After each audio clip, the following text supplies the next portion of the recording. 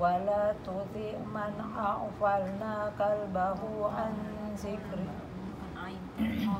ولا تطع من أغفلنا قلبه عن ذكرنا واتبع هواه وكان أمره فرطا وقل الحق من ربكم قال له صاحبه وهو يحاوره أكفرت بالذين خلقوا فلن تستطيع له طلبا وأحيط بثمره فأصبح يقلب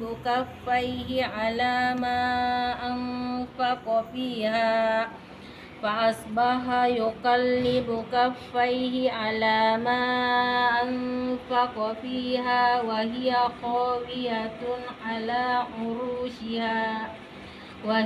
خاوية على عروشها ويقول يا ليتني لم أشرك بربي أحدا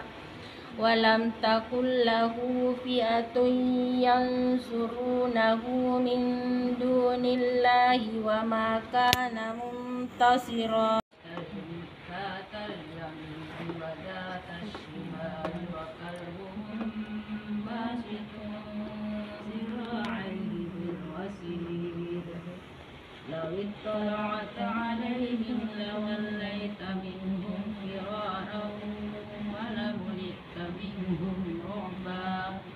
وكذلك بعثناهم ليتساءلوا بينهم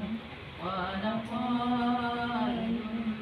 منهم كم لبثتم قالوا لبثنا يوما أو بعد يوم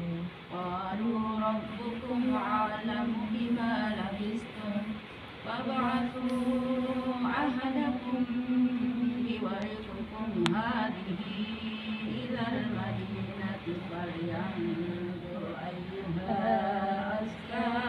طعاما فليأتكم